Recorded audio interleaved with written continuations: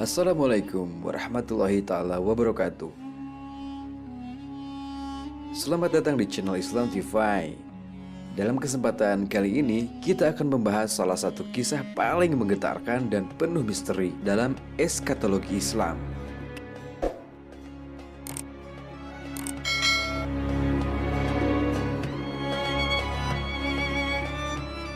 Kisah tentang Dajjal, sosok yang digambarkan dalam banyak hadis yang muncul di akhir zaman dengan membawa fitnah besar yang mampu mengguncang iman manusia. Siapakah Dajjal ini sebenarnya dan bagaimana kita bisa melindungi diri dari tipu dayanya? Tetaplah bersama kami dan tonton hingga akhir untuk mendapatkan pemahaman yang lebih mendalam.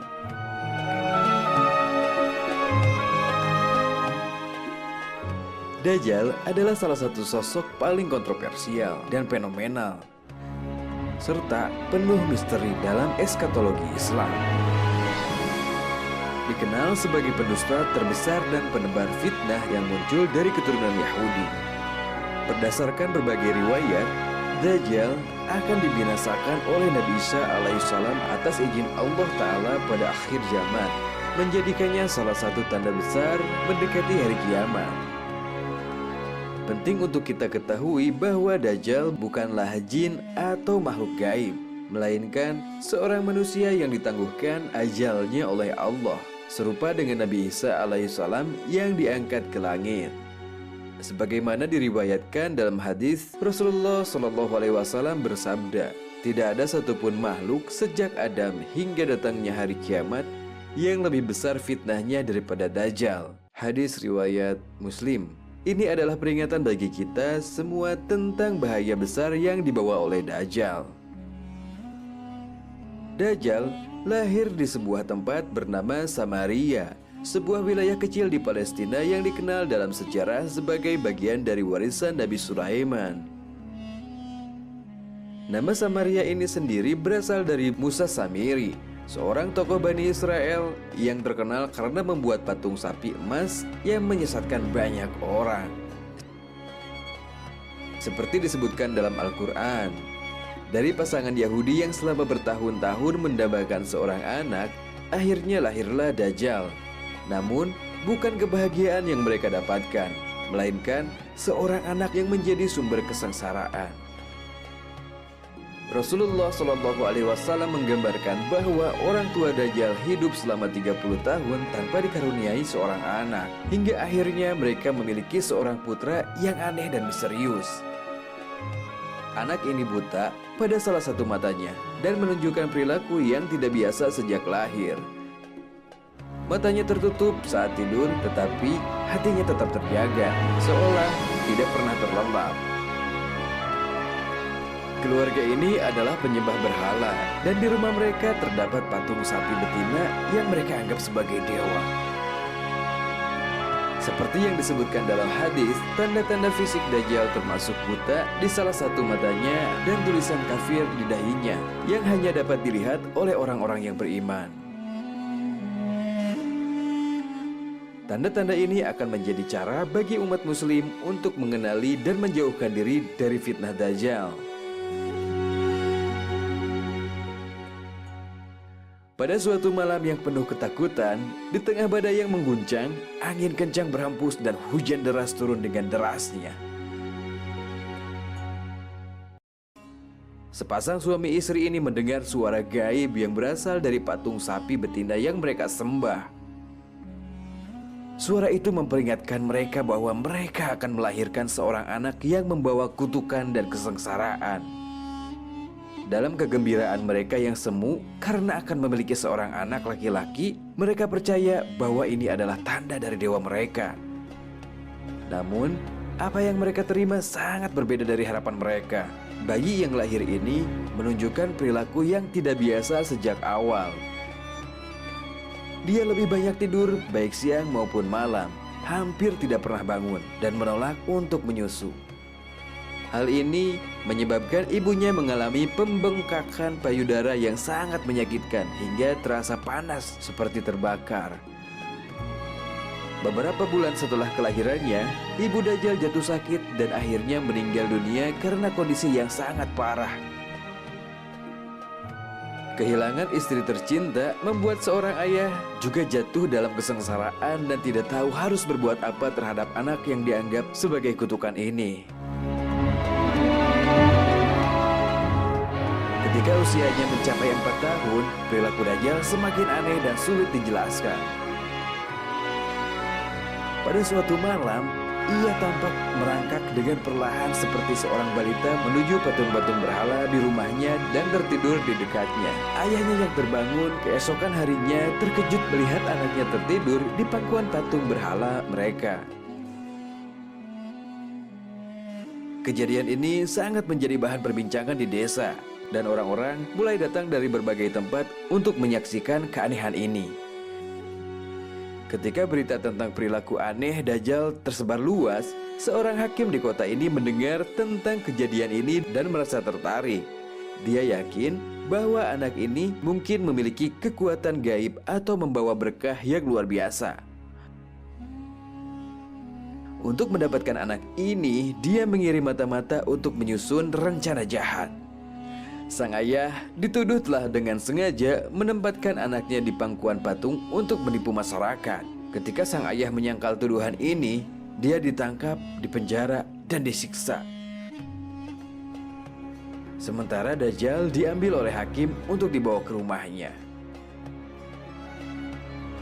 Setelah melihat berbagai kejadian yang semakin aneh dan sulit dijelaskan, Allah memerintahkan malaikat Jibril untuk menyelamatkan Dajjal dari situasi tersebut dan membawanya ke sebuah pulau terpencil yang terletak di tengah lautan luas yang dikenal dengan nama Jazirah Al-Arhab.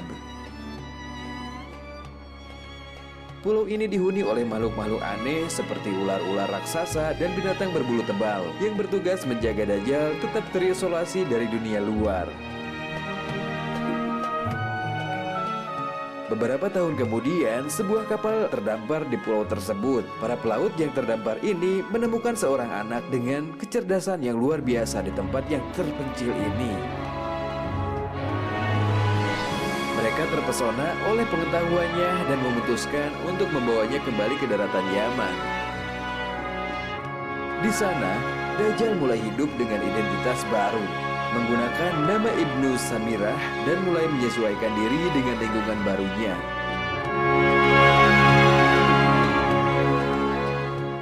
Setelah tiba di Yaman, Dajjal bekerja sebagai pelayan bagi seorang filsuf terkenal. Sang filsuf yang terkesan dengan kecerdasannya mulai mengajarkan banyak hal kepadanya.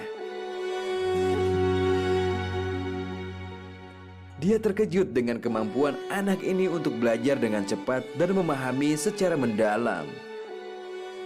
Setelah beberapa waktu, menyimpulkan bahwa anak ini bisa hidup lama. Dia bisa menjadi seorang raja yang sangat adil ataupun sebaliknya, menjadi raja yang sangat kejam. Setelah menghabiskan beberapa tahun di Yaman, Ibnu Samirah atau Dajjal merasa terpanggil untuk kembali ke tanah kelahirannya, yaitu di Samaria, Palestina. Dia menyewa sebuah kapal besar dan membayar beberapa pelaut untuk membantunya menjalankan perahu itu. Namun, sebelum kembali ke Palestina, ia memutuskan untuk mengunjungi pulau tempat masa kecilnya. Ketika Dajjal kembali ke pulau tempat masa kecilnya, ia mengenang kembali segala peristiwa aneh yang dialaminya di sana. Meski telah berusia lebih dari 100 tahun, wajahnya tetap muda tanpa tanda-tanda penuaan. Di pulau itu, ia menemukan sebuah batu dengan ukiran pengajaran malaikat Jibril. Dia mencatat apa yang ia temukan sebagai pelajaran berharga, sebelum akhirnya kembali ke perahunya dan berlayar menuju Palestina. Setelah berlayar beberapa hari, Dajjal akhirnya tiba di Palestina dan melanjutkan perjalanannya ke Samaria. Namun, yang ia temukan hanyalah puing-puing dari kota yang dulu pernah ramai.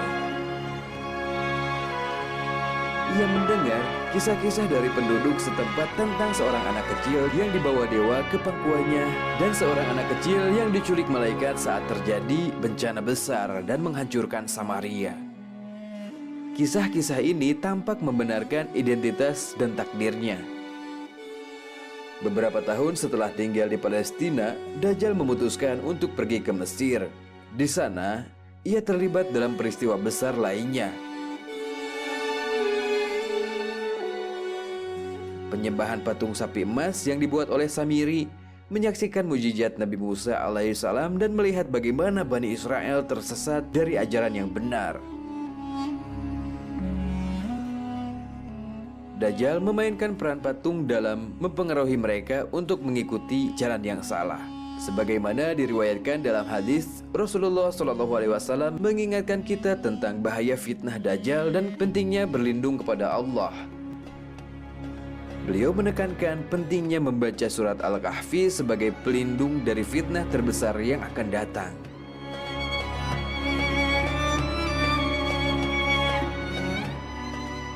Saudara-saudaraku, kisah tentang Dajjal ini bukan hanya sekedar cerita, tetapi sebuah peringatan besar bagi kita semua, sebuah ajakan untuk memperkuat iman kita dan tetap waspada terhadap fitnah yang akan datang di akhir zaman. Semoga kita semua senantiasa berada di jalan yang benar dan terlindung dari fitnah terbesar ini. Terima kasih telah menonton hingga akhir. Jangan lupa like, share, dan subscribe channel Islam TV untuk mendapatkan lebih banyak konten Islam lainnya. Wassalamualaikum warahmatullahi wabarakatuh.